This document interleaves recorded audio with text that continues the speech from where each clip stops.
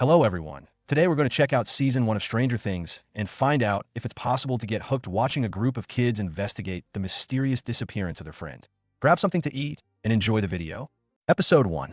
The story takes place in the small town of Hawkins, Indiana. The first scene shows a man running for his life from something unknown. He rushes into an elevator, but it doesn't look like he survives. Next, we meet 4 boys, our main characters. Let me introduce them. This is Mike. You could say he's the leader of the group. He's smart, curious, and pretty charismatic. This is Dustin, my personal favorite. He's a bit clumsy, always cracking jokes, and brings a lot of humor to the group. This is Lucas. He's more serious and cautious, sometimes a little suspicious of everything. And finally, this is Will. The entire season basically revolves around this kid. The boys are playing a tabletop role-playing game, but it's already late, and Mike's mom comes in and tells everyone it's time to go home. So the boys head out. Dustin decides to bring a slice of pizza to Nancy, Mike's sister. She's a fun and important character in the story. Unfortunately for Dustin, she just shuts the door right in his face. Meanwhile, Will rides home alone on his bike. Suddenly, he notices a strange silhouette on the road. Terrified, he swerves off the road and crashes into the woods. He drops his bike and runs home as fast as he can. When he gets there, he realizes that neither his mom nor his brother are home. He tries to call them, but suddenly he sees the door slowly opening. Panicking, Will runs to the shed outside the house. Inside, he grabs a rifle to protect himself, but it doesn't help. The next morning, Will's family notices that he's missing. Let me introduce them. This is Joyce Byers, Will's mother. She's emotional and intense, but also incredibly strong. And this is Jonathan Byers, Will's older brother. He's quiet, introverted, and often keeps to himself. At first, they assume Will simply left early for school. Meanwhile, the boys arrive at school, where they get bullied by some older kids. Nancy also arrives at school. She's with her friend Barbara, usually called Barb. The girls talk for a bit, and then Nancy goes to the bathroom, where she meets Steve. At first glance, Steve seems like a typical high school bad boy. Popular, confident, and a little arrogant. But his character will change a lot later in the story. Nancy and Steve kiss, and Steve tells her he'll come over later that evening to study. Now we meet another important character. This is Sheriff Jim Hopper. He's tough, sarcastic, and a really great character overall. Hopper walks into his office and finds Joyce waiting for him. She tells him that her son Will has disappeared. At first, Hopper suggests that the boy might be with his father. His father's name is Lonnie.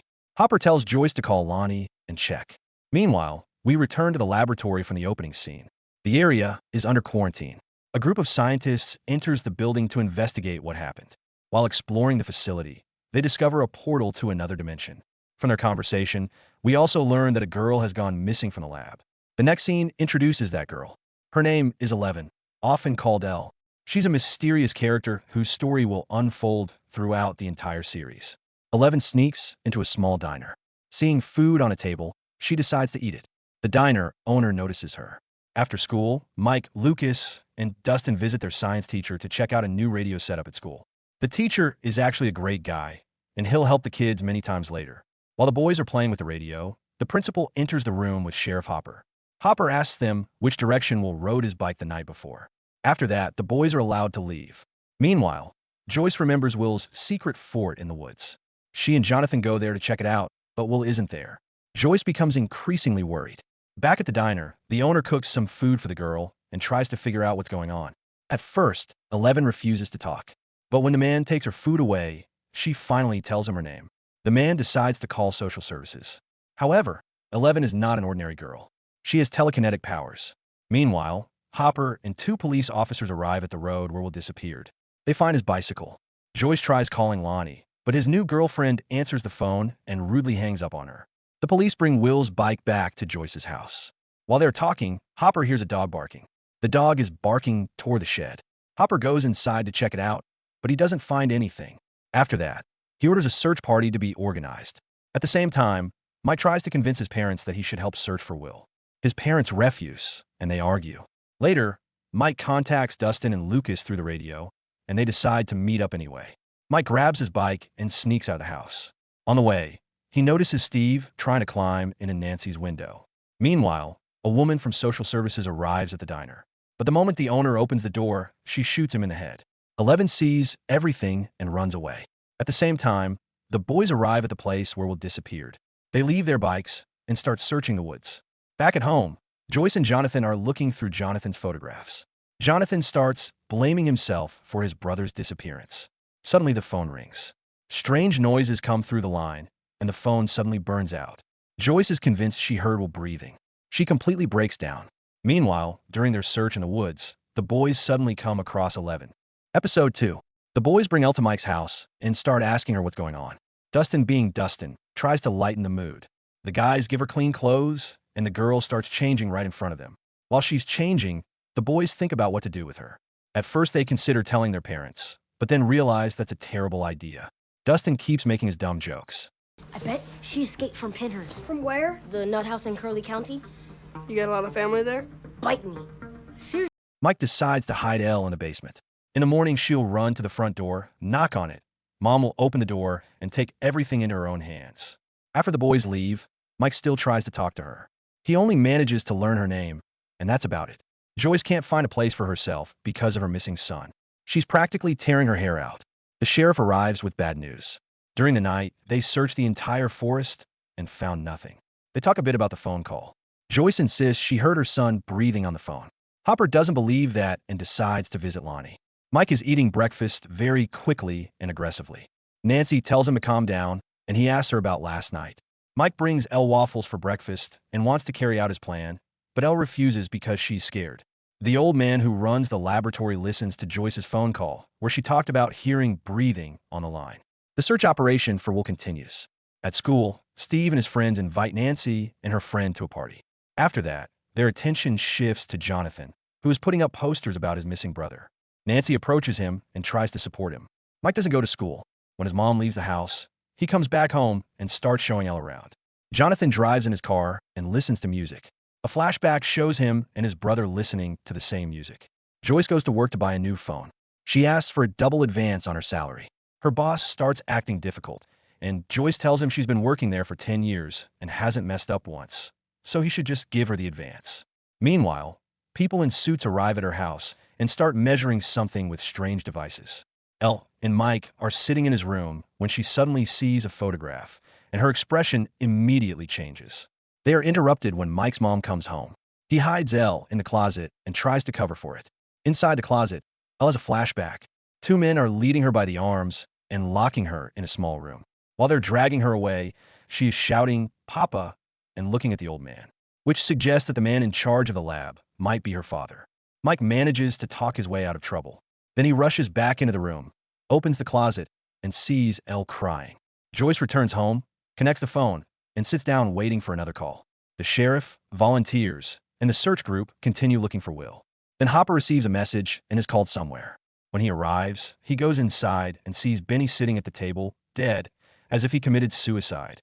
Jonathan goes to his father's house and searches the entire place, but he doesn't find Will. The boys come to Mike's house, and he tells them that Elle recognized Will in a photo. Lucas starts accusing her and is already ready to tell Mike's mom everything, when suddenly Elle uses her powers to slam the door shut and lock it. The boys are pretty shocked. The sheriff talks to Benny's friend. The man says he saw an unknown kid with Benny. The cop assumes it might have been Will, but we all know who he's really talking about. Elle Nancy tries to convince Barb to go to the party with her. Mike's family and the boys are having dinner when they suddenly notice Elle coming downstairs. Dustin bangs on the table, drawing their mom's attention, and Elle manages to pass unnoticed. One of the volunteers from the search group finds a piece of clothing near a pipe. The sheriff decides to find out where the pipe leads, and it eventually leads them to the laboratory. The boys try to explain themselves to Elle, saying they just want to find their friend. Elle doesn't understand the meaning of the word friend, so the boys explain it to her. Nancy finally convinces Barb to go to the party with her, promising she'll look after her so she doesn't do anything stupid. Elle decides to show the boys something. She sits down at the table where their board game is and flips the board over. She places the wizard figure and says that Will is hiding from some kind of monster. Jonathan goes to the place where his brother's bike was found and starts taking pictures. He suddenly hears a scream and runs toward it. It turns out to be the kids at Steve's party who are competing to see who can drink a bottle of beer the fastest. Then it's Barb's turn, but her attempt fails and she cuts her finger. Joyce receives another phone call. She hysterically begs Will to tell her where he is, and suddenly the phone burns out. The lights in the house start flickering. She goes to Jonathan's room, and suddenly loud music starts playing. Joyce opens the door and sees that no one is in the room. The lamp starts glowing strangely, and Joyce thinks Will is trying to communicate with her through the lights. Then everything suddenly stops, and something starts pushing out of the wall. Terrified, Joyce runs out of the house. As soon as she gets into the car, the song starts playing again in the room. After swimming in the pool, Nancy goes to Steve. Barb tries to stop her, but Nancy tells her to go home. Nancy and Steve start fooling around, and Jonathan secretly captures all of it on camera. He also takes a photo of Barb sitting alone by the pool. Drops of her blood fall into the water. Suddenly, the lights go out, and something attacks her. At that moment, Jonathan is trying to fix his camera, so he doesn't see anything. Episode 3. Barb wakes up in the pool, but it's some kind of upside-down world. Everything is dirty and covered in slime. While Barb is trying to run away from the monster, Steve and Nancy are busy with each other. In the end, Barb can't escape the creature. Nancy comes home, and her mom immediately starts questioning her. She reminds Nancy that Will just disappeared, and she was really worried. Then her mom notices Steve's jacket on Nancy. In the morning, Jonathan wakes up because of strange noises. When he enters the room, he sees his mother talking to a lamp. Jonathan starts thinking that his mom has completely lost it and almost yells at her, asking what she's doing. First talking to a lamp and then saying that something came out of the wall. Eventually, Jonathan manages to calm her down and sends her to sleep. Meanwhile, the boys prepare to search for their friend. Lucas brings a slingshot, binoculars, and a knife. Dustin brings food, but their preparation is interrupted by Mike's mom, who sends them all to school. Before leaving, Mike gives Elle his watch and tells her to come to a specific place at a specific time so she can help them find Will. Nancy arrives at school and notices that Barb isn't there. Steve comes up to her and says he had a good time yesterday. The sheriff and 2 police officers go to the laboratory because they think the boys' trail leads there. Elle stays home alone and starts exploring the house a bit. She sits in a chair and watches TV. Then she sees a Coca-Cola commercial, and suddenly she has a flashback. She's sitting at a table in the laboratory and crushes a soda, using only her mind. After that, blood starts running from her nose. Joyce is becoming more and more desperate. She hangs Christmas lights all over the house to try to communicate with her son. But one string of lights isn't enough, so she goes to work and buys a lot more. The sheriff examines the pipe that comes out of the laboratory and decides to check the security cameras. After watching the footage, Hopper realizes something is wrong. On the 7th, there was heavy rain, but in the recording there isn't a single drop. Meanwhile, people in suits are building something near the portal. Nancy is worried about Barb at school. She asks Tommy if he saw her when they left. He says no and starts laughing with his girlfriend. Jonathan notices Nancy. The boys look for stones for Lucas's slingshot, but the local bullies start bothering them again. When the boys are about to leave, Mike suddenly trips and falls, cutting his chin. Jonathan develops his photos, but a girl notices him. He quickly gathers everything and runs away. Joyce hangs lights all over the house. Suddenly someone knocks on the door. It's Karen, Mike's mom, who brought her casserole. At the same time, Hopper goes to the archives to find something about the laboratory. While Karen is trying to comfort Joyce, the lights start blinking as if they're showing a path. Karen's daughter follows the lights. When she enters the room, the lamps begin blinking one after another. Then they go out, and something starts pushing out of the wall. Joyce quickly pulls her away and sends him out of the house. Jonathan walks to his car and sees Steve and his friend standing near it. The girl who noticed him earlier told Steve everything, and they came to look at the photos. They take his bag, tear the photographs, and break his camera. But Nancy manages to notice Barb in one of the pictures and secretly takes a few pieces of the torn photos. Elle arrives at the meeting place at the right time. She sees a cat there. Suddenly, she has another flashback. This time she was ordered to kill the cat, but she refused. Because of her disobedience, they try to take her to isolation. But Elle closes the door and kills 2 guards with her mind. Meanwhile, the boys continue their search. Elle notices the cut on Mike's chin. At first, he tries to lie and says he just fell on a rock, but his friends tell the truth, and eventually Mike admits everything. Nancy goes to Steve's house, and Barb's car is still parked in the same place where they left it the night before. She walks into the woods looking for her friend, and suddenly sees something move incredibly fast. Back at Joyce's house, the lights start blinking again. She moves a cabinet, grabs the lights, and asks, "Are you here?" A light turns on, and she tries to communicate. 1 blink means yes, 2 blinks mean no. That's how Joyce learns that Will is alive, but he isn't safe. After that, she writes the alphabet on the wall and places a light next to every letter. Nancy comes home in tears and tells her mom about Barb.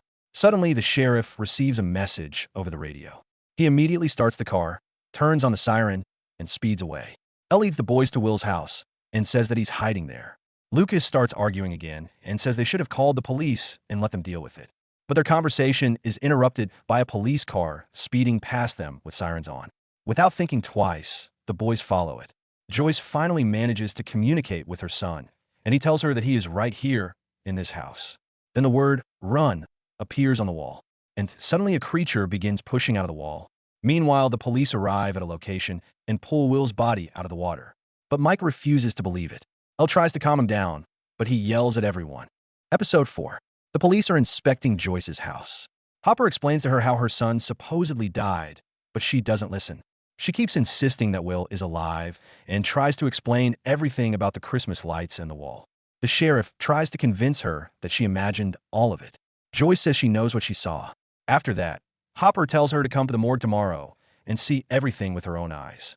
He says that will answer all her questions. Joyce goes to the shed, takes an axe, and sits on the couch holding it. Mike's parents are watching the news, and they are reporting about Will's death. Meanwhile, Mike is sitting in the basement with Elle. She is playing with the radio. Mike can't handle it anymore and starts yelling at her, blaming her for everything. But then Elle uses her powers to find a radio frequency where they hear Will's voice singing a song. The next morning, Mike tells his mom that he's not going to school because he still hasn't recovered from the news about Will's death. After his mom leaves, he tries to contact Lucas on the radio. Lucas tries to ignore him at first, but it doesn't work.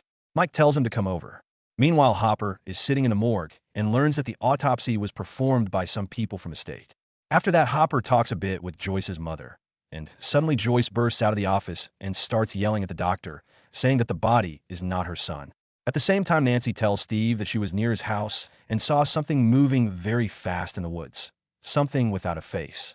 Steve starts panicking and says the police might come and start asking questions, and if his parents find out about the party, he's going to be in serious trouble.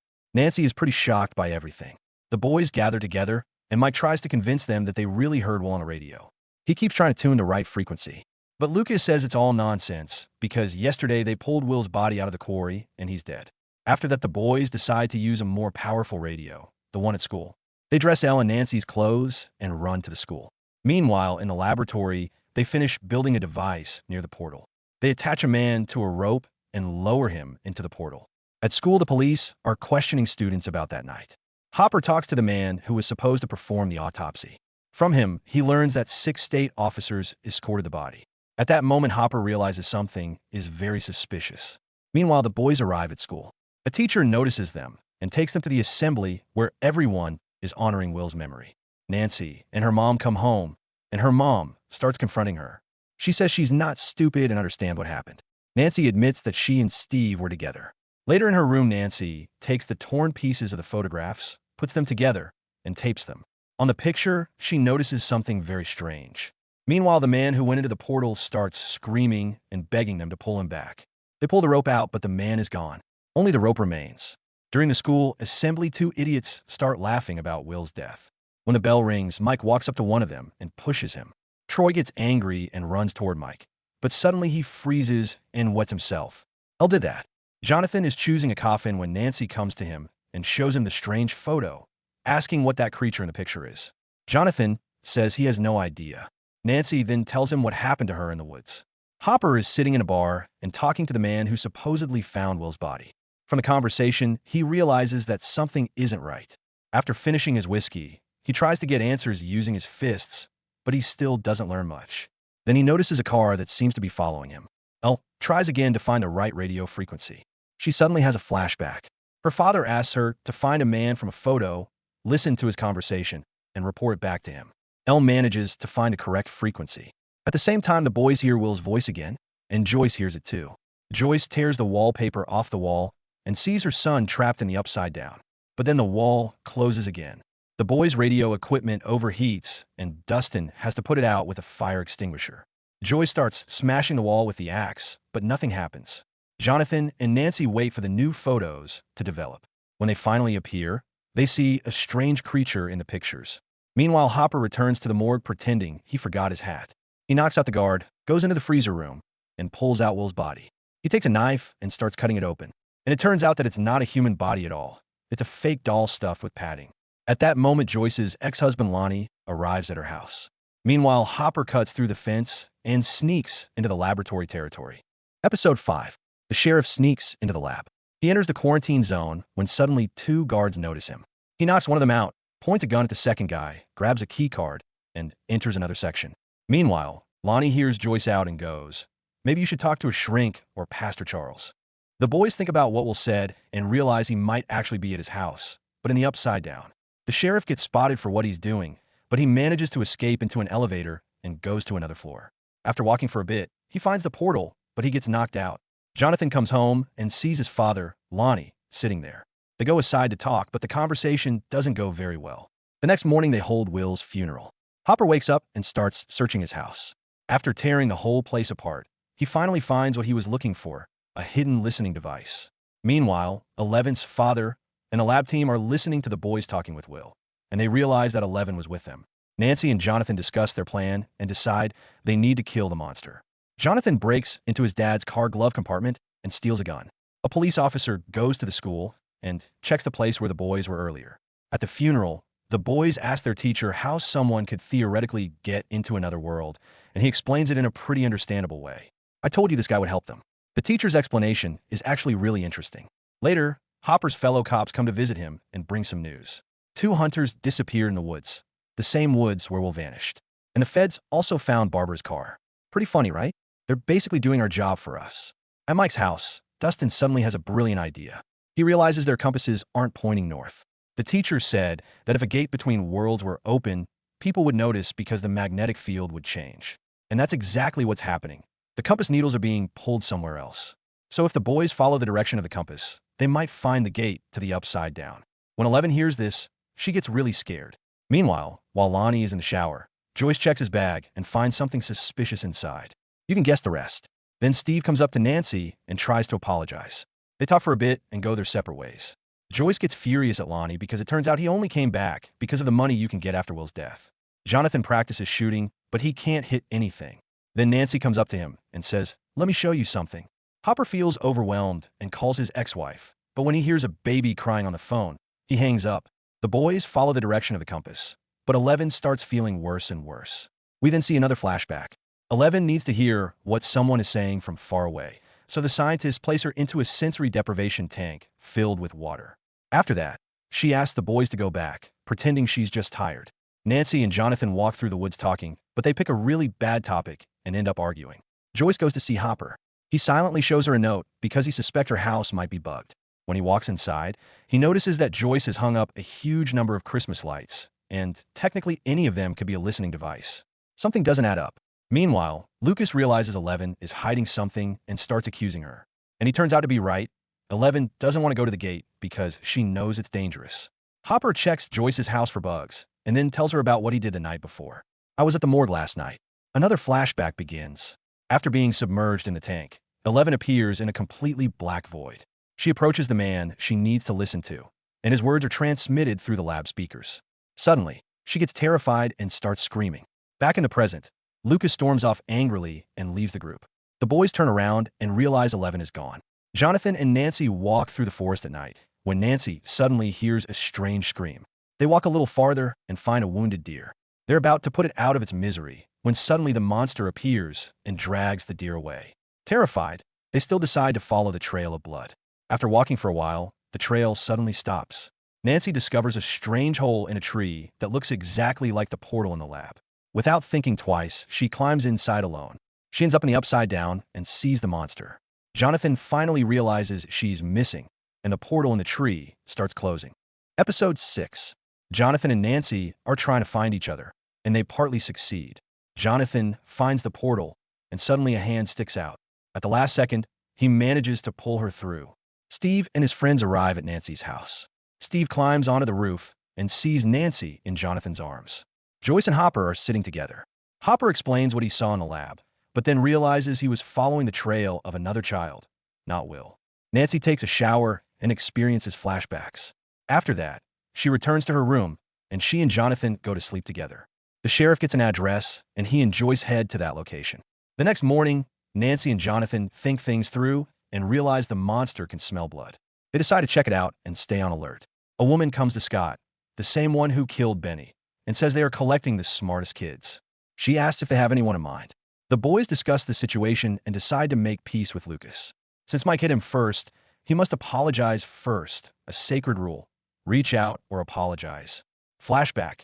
Eleven's father gives her a flower and tells her that today is special because a contact will happen. After that, she wakes up in the woods. Nancy's mom enters her room, but she is gone. She disappeared. Lucas opens the door, and Mike offers a truce. Lucas agrees only if they forget about 11 and head to the gate. Mike refuses. Lucas sends everyone off again and heads to the gate alone. 11 goes to the store. Flashback. She submerges in water and appears in the dark. In the store, she steals some waffles.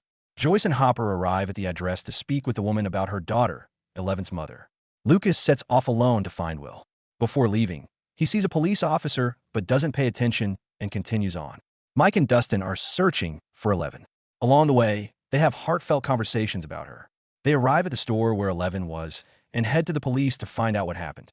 The woman explains that her sister was drugged and submerged in saltwater tanks for experiments.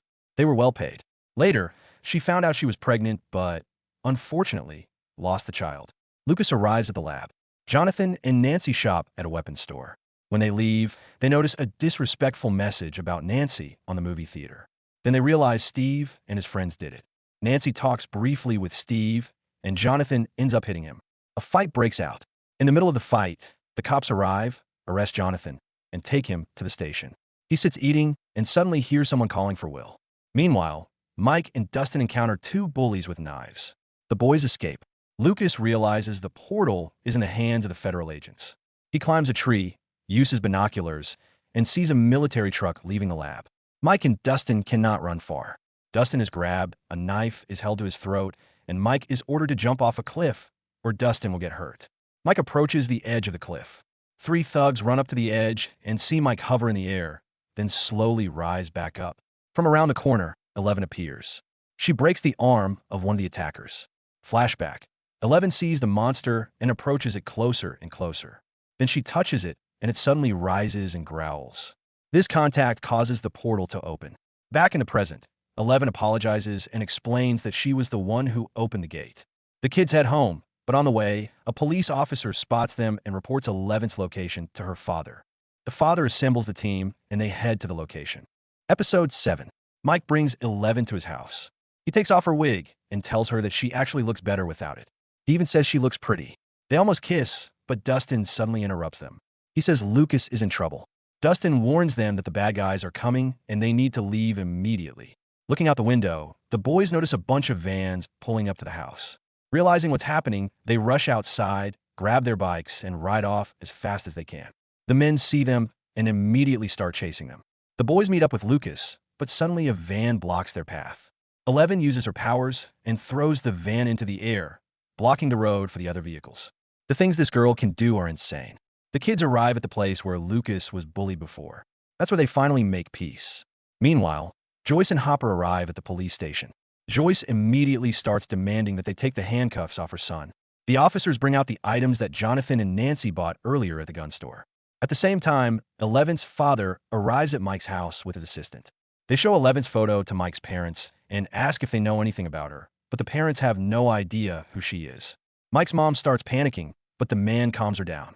He says their son is in serious danger, but they will do everything they can to save him. All they need is the parents' trust. Meanwhile, the boys discuss what to do next, but their conversation is interrupted by a helicopter. They hide inside an old bus. Back at the police station, Jonathan shows the photos of that creature and says it could be the monster's blood. But then his mom snaps at him, saying what he did was reckless. Suddenly, the mother of one of the bullies starts shouting. The sheriff says he doesn't have time for this and asks the officers to handle the paperwork and escort her out. Then it turns out the bullies saw a strange girl. She had no hair, and her nose was bleeding. When the boy starts describing her, the sheriff immediately realizes they're talking about 11. Steve's friends keep laughing about the situation, but Steve tells Carol to shut up. After that, they start arguing, and Steve leaves. Hopper, Joyce, Nancy, and Jonathan sit in a car, trying to figure out where the kids might be. Jonathan says he knows how to find them. They go home, take a radio, and contact the boys. The kids tell them where they are. At the same time, an older janitor is scrubbing offensive graffiti about Nancy off a wall. Steve shows up and offers to help. The kids are waiting for the sheriff, but instead, two cars full of lab agents arrive and start searching the area. Then Hopper shows up and quickly deals with them. At Joyce's house, Mike explains everything the science teacher said about the other dimension and the upside down. 11 tries to find Barbara, but she can't. Then she says she might be able to find them through water. Meanwhile, the science teacher is at home with his girlfriend when the phone rings. It's Dustin. He asks how to build a sensory deprivation tank. The teacher hesitates for a moment, but eventually explains how to make one. There's only one problem. They need about 600 to 700 kilograms of salt, which is not easy to get. Hopper, Joyce, and Jonathan go to the school and take a huge amount of salt from there. Meanwhile, Dustin and Lucas find a large inflatable pool. The kids decide to build the tank right in the school gym. While they're setting everything up, Mike and Nancy go to get a hose. On the way, brother and sister promise each other that they won't keep secrets anymore. Joyce gives 11 a pair of goggles and thanks her for trying to help. The kids finish building their homemade sensory deprivation tank. 11 puts on the goggles and sinks into the water. Once again, she appears in the dark void. She notices something. As she gets closer, she sees Barb's dead body. Panic overwhelms her, but Joyce calms her down.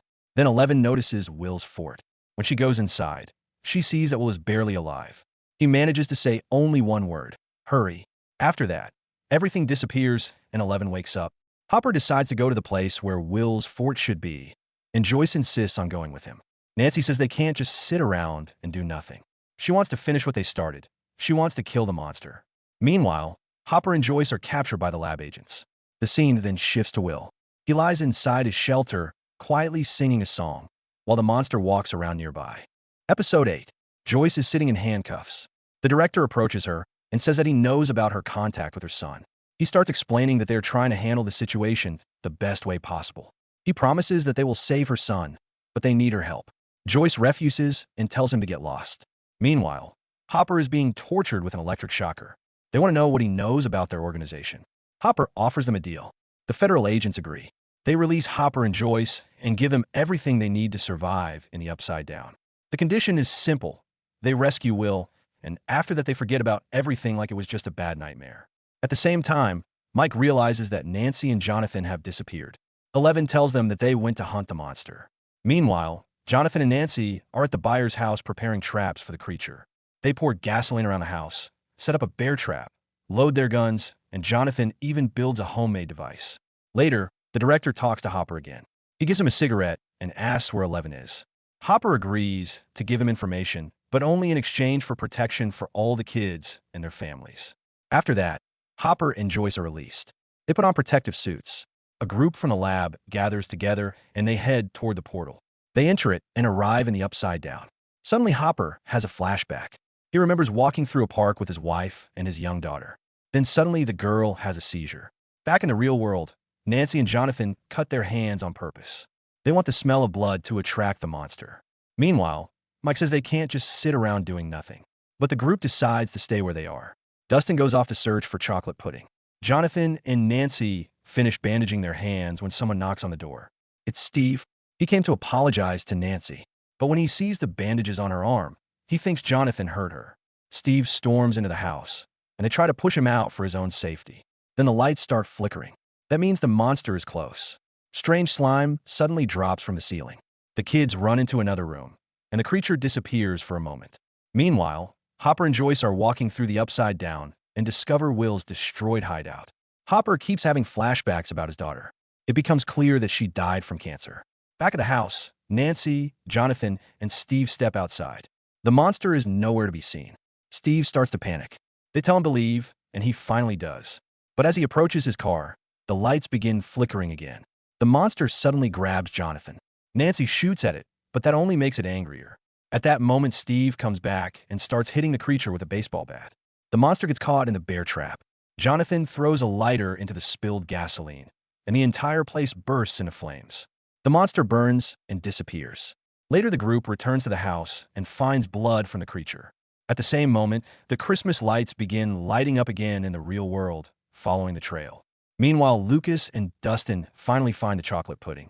Mike tells 11 that once all of this is over, everything will be okay again. And then he kisses her. But at that moment, Dr. Brenner's people arrive at the school, and Mike raises the alarm. They get surrounded, but 11 uses her powers to clear a path and then collapses unconscious. Meanwhile, Hopper and Joyce follow the trail and make their way to the school. Brenner finds the boys and tells them to leave, but they refuse, so they get captured. Brenner approaches 11 and starts promising her a better life, but she just says, bad. Suddenly, the lights begin to flicker, and the creature appears, the Demogorgon. The adults open fire, and in the chaos, the boys grab 11 and run. Meanwhile, Hopper and Joyce keep searching and eventually find Barb dead and well barely alive. They pull a parasite out of his mouth, and Hopper shoots it. Back at the school, the boys place 11 on a table, and Mike tries to comfort her. He promises that she'll stay with him, that they'll go to the school dance together. But then the monster comes closer. Using the last of her strength, 11 pins it against the wall, turns to Mike, says goodbye, destroys the creature, and then disappears. Hopper and Joyce try to bring Will back. Hopper briefly remembers his daughter. At first, nothing works. Joyce is crying and begging Will to wake up, but after a few attempts, they manage to save him. At the school, Mike's parents arrive and rush to him. Will is taken to the hospital, where he wakes up and talks to his family. Meanwhile, Hopper, Mike's parents, Nancy, Steve, and the boys are all waiting, and when they're finally called in, they rush to see him. They wait until Jonathan calls them in, and as soon as he does, they rush and excited and start telling him everything that happened. Later, Hopper steps outside the hospital, lights a cigarette, a car pulls up, and without a word, he gets in and leaves. A month later, the boys are playing the same board game again, and this time they actually finish it. Jonathan comes in and takes Will home. Mike looks at the spot where 11 used to be, and his expression changes. Nancy walks up to Jonathan and gives him a gift. It turns out to be a new camera. The buyer's family heads home, while Nancy goes to see Steve. Hopper shows up at a gathering, grabs some food, jokes around for a bit, and then leaves. After that, he stops on the road, walks into the woods, and leaves a box of waffles in a hidden spot before walking away. Back at home, Joyce sets the table, and Will goes to wash his hands. Suddenly, he starts coughing, and something small slips out of his mouth. For a brief moment, he finds himself in the upside down again, then it's gone. He washes his hands and goes back to eat like nothing happened. End credits.